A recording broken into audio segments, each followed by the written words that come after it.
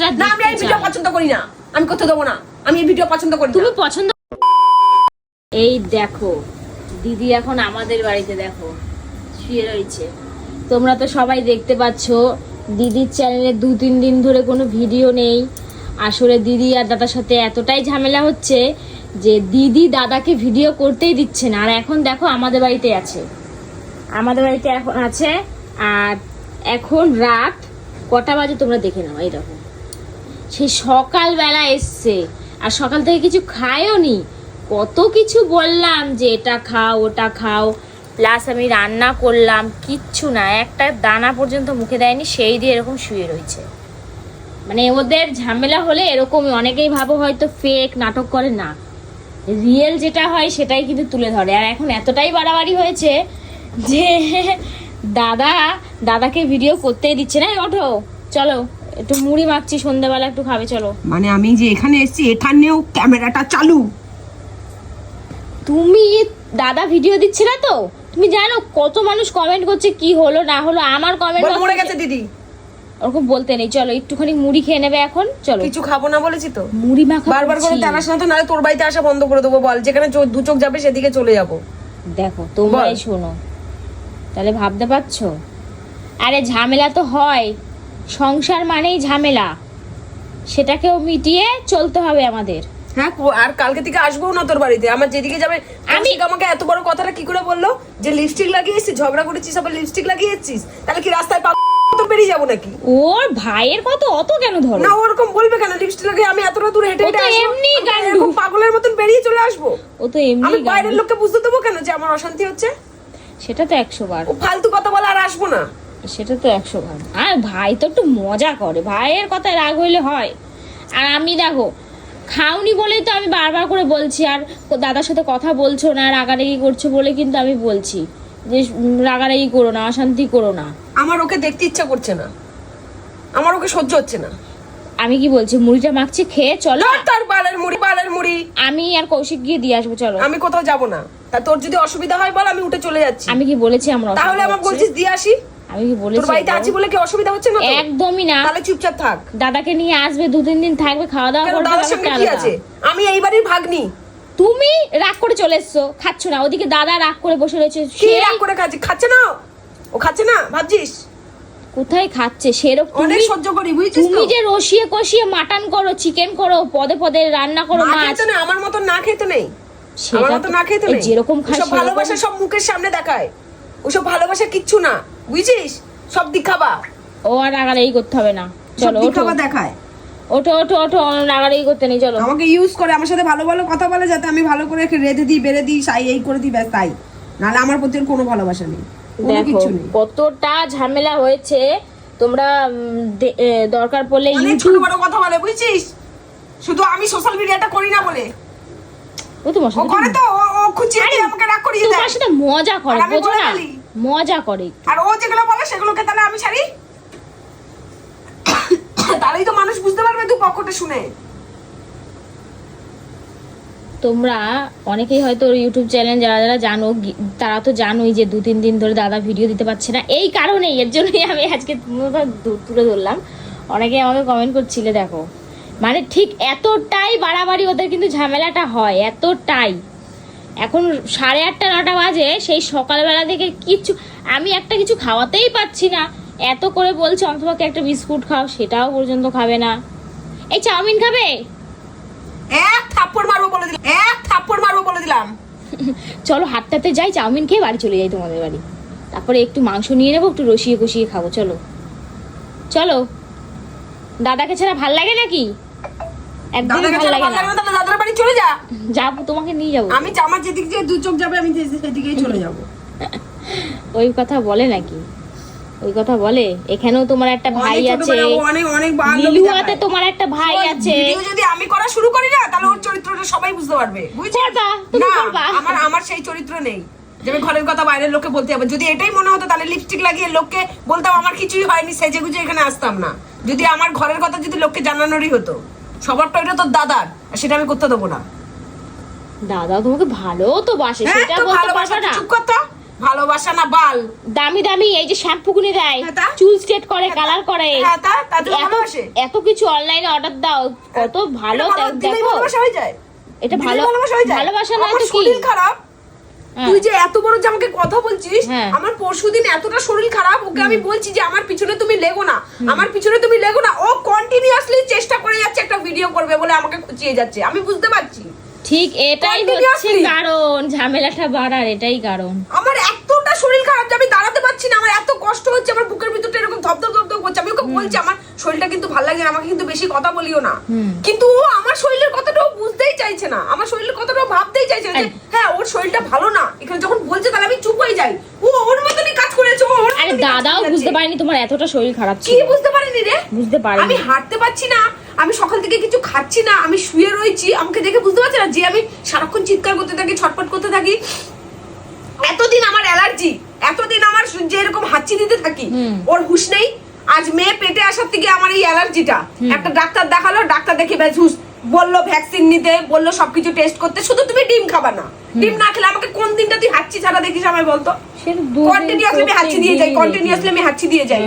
হ্যাঁ, আমার কোন মানুষটা, একটা মানুষের সর্দি লাগলে, একটা যে কোনো মানুষই দেখবি একদিন সর্দি লাগলে তার মাথা এরকম ভার হয়ে যায়, ভার হয়ে যায়, মাথা পাতা যন্ত্রণা করে। আর তুইবা তো 12 মাসে 12টা মাস আমার এই মাথা যন্ত্রণা, এই সর্দি, এই হাঁচি, নাক থেকে জল পড়তে থাকা, কন্টিনিউয়াসলি হাঁচি দিতে দিতে আমার পেট বুক যন্ত্রণা হয়ে গেছে, এগুলো বোঝো?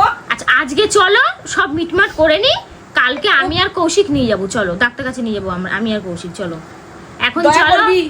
এটা দয়া? ভাই আর বোন নিয়ে যাবে, এটা দয়া হলো? তাহলে এতদিন বুঝিসনি কেন? এতদিন যখন এতদিন হাঁচি দিচ্ছি, যাক নিয়ে যাসনি কেন বল? আজ মুখ ফুটে বলছি বলে তাই?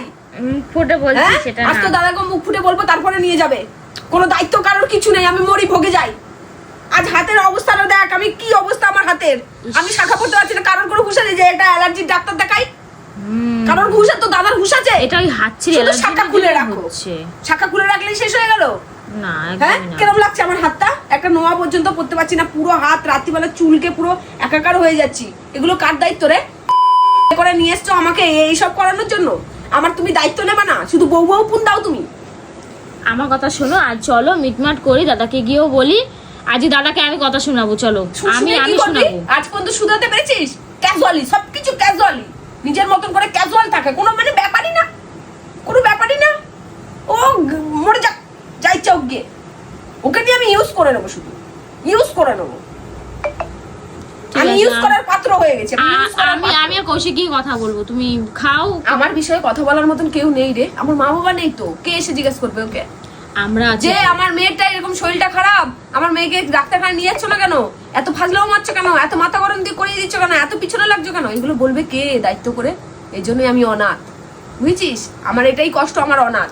অনাথ দামি জানো, দামি জামা কাপড় কিনে দিলে অনাথ, খুশি হয় না রে? শোনো, অনাথ কারা বুঝছিস? জানো? জীবনে অনেক কষ্ট করেছি, ওটা আজ আমাকে দুটো দিয়ে কিনে দেখিয়ে দিচ্ছে প্রত্যেকটা পুজোয়, 12টা বছর ধরে, 15টা বছর আমি ওর কাছে কোনোদিনও কিচ্ছু চাইনি, আজ কিনে দিচ্ছে। আমি জানি যে হ্যাঁ সোশ্যাল মিডিয়া দিয়ে কিছু ইনকাম করছে, খাচ্ছে, আমাকে কিনে দিচ্ছে।